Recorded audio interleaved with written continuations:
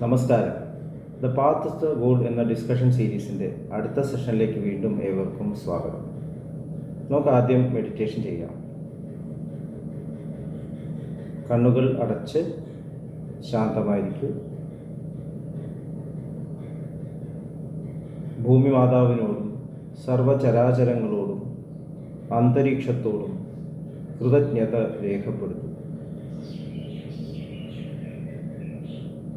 ഭൂമി മാതാവിൽ നിന്നുമുള്ള healing energy കാലുകളിലൂടെ പ്രവഹിച്ച് ശരീരം മുഴുവൻ വ്യാപിക്കുന്നതായും ശരീരത്തിലെ എല്ലാ ഭാഗങ്ങളെയും എല്ലാ കോശങ്ങളെയും റിലാക്സ് ചെയ്യാൻ സഹായിക്കുന്നതായും അനുഭവിക്കൂ.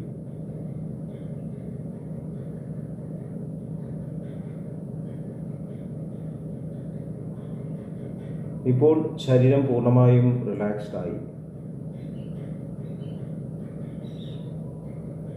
ഈ റിലാക്സേഷൻ ഹൃദയത്തിൽ അനുഭവിക്കൂ. ശ്വാസം ദീർഘമായി ഉള്ളിലേക്ക് എടുക്കൂ. ഹൃദയത്തിൽ സ്നേഹം നിറയുന്നതായി അനുഭവിക്കൂ. ശ്വാസം പുറത്തേക്ക് വിടുമ്പോൾ സ്നേഹം പ്രപഞ്ചം മുഴുവൻ വ്യാപിക്കുന്നതായും അനുഭവിക്കൂ.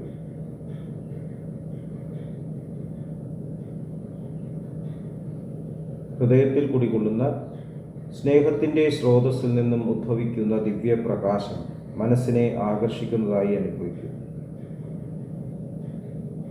ആ ദിവ്യപ്രകാശത്തിൽ ധ്യാനം ആരംഭിക്കും. മനസ്സിൽ ചിന്തകൾ വരുന്നുണ്ടെങ്കിൽ മൃദുവായി അവയെ അവഗണിക്കുക. ദിവ്യപ്രകാശത്തിൽ ധ്യാനം തുടരുക. Please start meditation.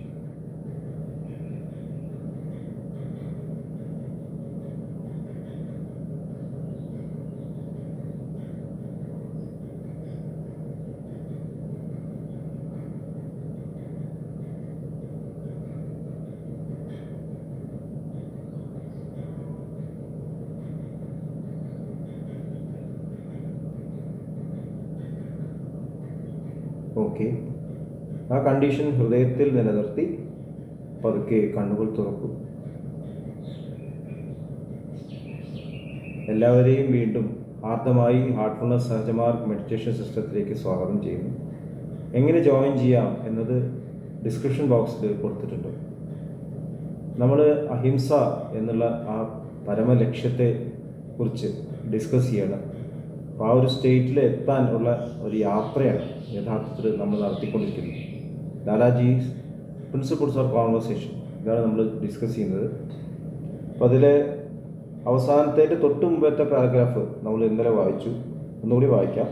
What more than this is there for me to tell. When we have lost all our sense of our own significance and are devoid of ego consciousness in any form, direct or indirect, then whatever we do will be just what we ought to be doing. The condition, if bestowed by God, is the best of all conditions. Everyone ought to arrive at it. Ego consciousness, ego അല്ല പ്രശ്നം, ego consciousness ആണ് എന്ന് നമ്മൾ discuss ചെയ്തു. ഭഗവത്ഗീതയിൽ ഭഗവാൻ ശ്രീകൃഷ്ണൻ 2 പുരുഷന്മാരെ കുറിച്ചിട്ട് 15-ാം അധ്യായത്തിൽ പറയുന്നുണ്ട്. ഒന്ന് അക്ഷരം, ഒന്ന് ക്ഷരം. നമ്മൾ പുരുഷനും പ്രകൃതിയും എന്ന് കേട്ടിട്ടുണ്ട്, ക്ഷേത്രനും ക്ഷേത്രജ്ഞനും എന്ന് കേട്ടിട്ടുണ്ട്. പക്ഷേ ഈ ശ്ലോകത്ത് ദ്വാവിമോ പുരുഷവും ലോകി ക്ഷരക്ഷാക്ഷര ഏവച ക്ഷരഃ സർവാണി ഭൂതാനി കൂടസ്ഥോക്ഷര ഉച്യതേ എന്ന് പറയുന്നു. അതായത് ഒരു പുരുഷൻ ക്ഷരമാണ്, നശിക്കുന്നത്. ഒരു പുരുഷൻ അക്ഷരമാണ്. അപ്പോൾ ആരാണ് ഈ അക്ഷരമായിട്ടുള്ള പുരുഷൻ? അത് ഭഗവാൻ വീണ്ടും പറയുന്നുണ്ട്, അവ്യക്തമായിട്ടുള്ള ആ സ്റ്റേറ്റാണ്. പ്രപഞ്ചം മുഴുവൻ വ്യാപിച്ചിരിക്കുന്ന ആ അവ്യക്തമായിട്ടുള്ള ആ പൂർണ്ണത, പരമാത്മൻ എന്ന് വിളിക്കുന്നു. അതാണ് യഥാർത്ഥത്തിൽ നശിക്കാത്തത്.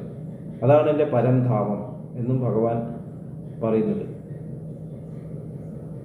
അപ്പോൾ നമ്മളുടെ ഈ യാത്ര വ്യക്തമായിട്ടുള്ള, നമ്മൾ കാണുന്ന, നമുക്ക് തോന്നുന്ന ഈ ഒബ്ജക്റ്റീവായിട്ടുള്ള ഈ ലോകത്തിൽ നിന്നും അവ്യക്തത നിറഞ്ഞിട്ടുള്ള ഒരു സബ്ജക്റ്റീവ് ലോകത്തിലേക്കാണ്. അവിടെ അവ്യക്തമാണ് നമുക്ക് തോന്നുന്നു, ഒന്നും മാനിഫെസ്റ്റ് ആയിട്ടില്ല, അൺഡിഫറൻഷ്യേറ്റഡ് ആണ്. നമ്മുടെ ജീവിതത്തിൽ തന്നെ നമ്മുടെ പ്രവർത്തികൾക്ക് സഹായം നൽകുന്ന ബ്രെയിന് 2 ഹെമിസ്ഫിയർ ഉണ്ട്. ഇപ്പോൾ സയൻസ് പറയുന്നത് റൈറ്റ് ഹെമിസ്ഫിയറിൽ വരുന്നതെല്ലാം അൺഡിഫറൻഷ്യേറ്റഡ് ആണ്.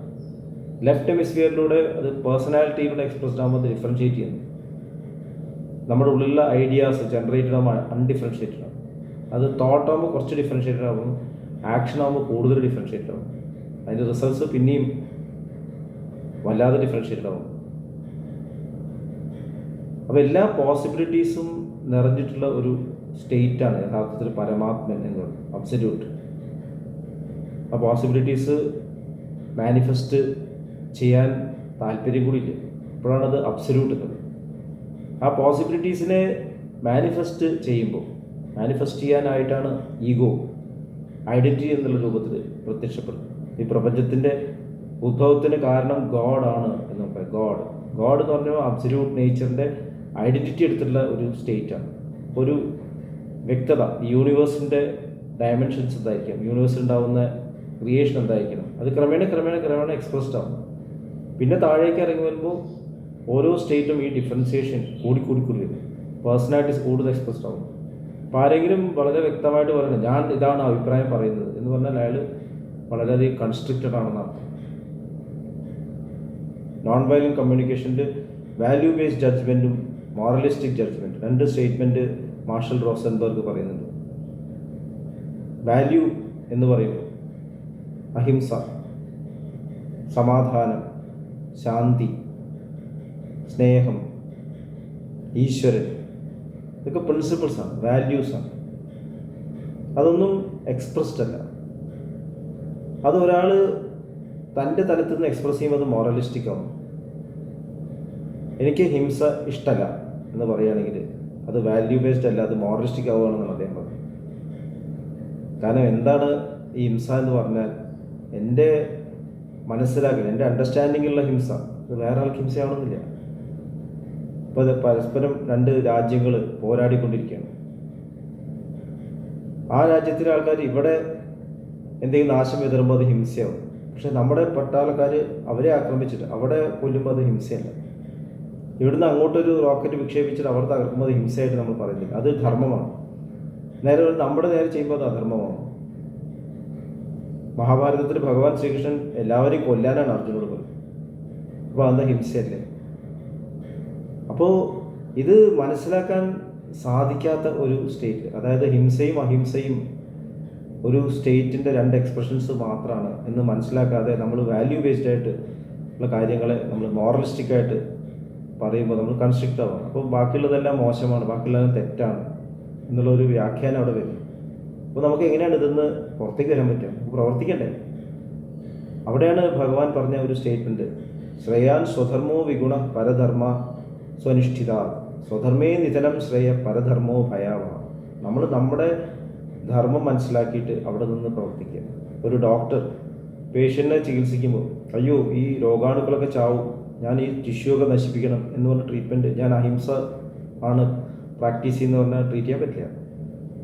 ഒരു കുട്ടിയെ അച്ഛൻ പഠിപ്പിക്കുമ്പോൾ ചീത്ത പറയാൻ പറ്റില്ല, എങ്ങനെയാണ് ശിക്ഷിക്കുക എന്ന് പറഞ്ഞാൽ കുട്ടിയെ പഠിപ്പിക്കുക, ചിലപ്പോൾ കറക്റ്റീവായിട്ട് ശിക്ഷിക്കേണ്ടി വരും. അപ്പോൾ അടിസ്ഥാനപരമായിട്ട് സ്നേഹം വേണം, നമ്മുടെ ഉള്ളിൽ ആ ഹ്യൂമിലിറ്റി വേണം. അതാണ് ഇവിടെ ലാലാജി മഹാരാജ് ഈഗോ കോൺഷ്യസ്നസ് ഉണ്ടാവുന്നത്.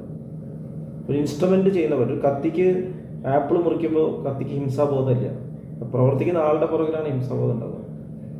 അപ്പോൾ നമ്മളൊരു ഇൻസ്ട്രുമെൻ്റായിട്ട് മാറുകയാണ്, ഡിവൈൻ ഹാൻഡ്സിലൊരു ഇൻസ്ട്രുമെൻ്റ്. അതാണ് ഒരു ലാലാജി മഹാരാജ്. അപ്പോൾ ഈഗോ കോൺഷ്യസ്നസ് ഇല്ലാതെ ആകുമ്പോൾ നമ്മൾ ചെയ്യുന്നതൊക്കെ വേണ്ടതായി മാറുന്നു. അപ്പോൾ നമ്മുടെ വാക്കുകളിലും അത് വേണം, എപ്പോഴും കണക്റ്റഡ് ആവണം ഉള്ളിലേക്ക്. ഞാൻ ചെയ്യുന്നത് ശരിയാണോ തെറ്റാണോ എന്ന് എനിക്കറിയില്ല, ഞാൻ ആ പൂർണ്ണതയുടെ ഒരു ഭാഗം മാത്രമാണ് എന്ന ബോധത്തോടു കൂടി നമ്മൾ സംസാരിക്കുമ്പോൾ, ആ പൂർണ്ണമായിട്ട് ഭക്തിയോട് സംസാരിക്കുമ്പോൾ നമ്മൾ ചെയ്യുന്നത് ആ സമയത്ത് വേണ്ടതായിരിക്കും. ചിലപ്പോൾ അടുത്ത നിമിഷം അത് മാറിയെന്ന് വരാം. അതുകൊണ്ട് ഇൻകൺസിസ്റ്റൻസി പലപ്പോഴും തോന്നുന്നു. മഹാന്മാർ പറയുന്ന കാര്യത്തിൽ ഇൻകൺസിസ്റ്റൻസി ഉണ്ടാകുന്നു. ബാബുജി മഹാരാജ് പലപ്പോഴും അദ്ദേഹം പുസ്തകത്തിൽ എഴുതിയ കാര്യങ്ങൾ വേറെ രീതിയിൽ അവതരിപ്പിക്കും. അപ്പോൾ പല അഭ്യാസികളും ചോദിക്കും, അങ്ങ് ഇങ്ങനെയല്ലല്ലോ പുസ്തകത്തിൽ എഴുതിയത്. അപ്പോൾ ബാബുജി മഹാരാജ് പിന്നീട് ചാരിജി മഹാരാജ് പറയും, ഞാനല്ലേ എഴുതിയത്, അത് ഞാനല്ലേ മാറ്റേണ്ടത്. മാറിക്കൊണ്ടിരിക്കുന്നതാണ് ഈ ലോകം. ഇന്നലത്തേത് ഇന്ന് മാനിഫെസ്റ്റ് ചെയ്യുമ്പോൾ ശരിയാവണമെന്നില്ല, പക്ഷേ എപ്പോഴും ശരിയായിട്ടുള്ളത് സ്നേഹം മാത്രമാണ്. അതുകൊണ്ടാണ് മഹാത്മാഗാന്ധിജി അഹിംസയ്ക്ക് ഇത്രയും പ്രാധാന്യം. അഹിംസ അബ്സല്യൂട്ടായിട്ട് നേച്ചറിൽ എത്തിച്ചേരാൻ സാധിക്കില്ല എന്ന് മഹാത്മാഗാന്ധി പലപ്പോഴും പറഞ്ഞിട്ടുണ്ട്. പക്ഷേ നമ്മൾ റെക്കഗ്നൈസ് ചെയ്യണം അങ്ങനെ ഒരു സ്റ്റേറ്റ് ഉണ്ട്, അതിൻ്റെ നോൺ വയലൻറ്റ് സ്റ്റേറ്റ് ഉണ്ട്. ആ സ്റ്റേറ്റിനെ എക്സ്പ്രസ് ചെയ്യുന്ന ഒരു മീഡിയം മാത്രമാണ് ഞാൻ എന്ന ബോധം വരുമ്പോൾ ഇമോഷണൽ കോൺഷ്യസ്നസ് ഇല്ലാണ്ടാവും. ലാസ്റ്റ് പാരഗ്രാഫിൽ പറയുന്നത് technique of developing softness is to create extreme humility in temperament so that it is filled with such a sentiment of love as to have no inclination to cause any hurt to anyone's heart, and the words are also such as not to hurt anyone's heart in the least.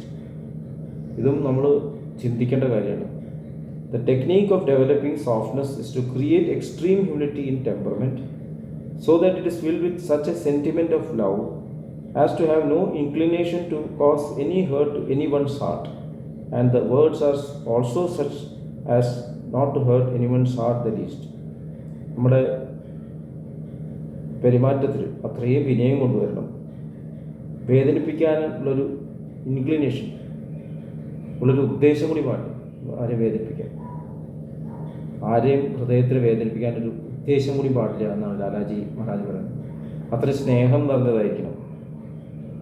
ഈ ഒരു പാരഗ്രാഫിനെ കുറിച്ച് എല്ലാവരും ഒന്ന് introspective. ഇനിയും നമുക്ക് കണ്ടുമുട്ടാം. അടുത്ത സെഷനിൽ വരെ വിടവാങ്ങുന്നു. നന്ദി, നമസ്കാരം.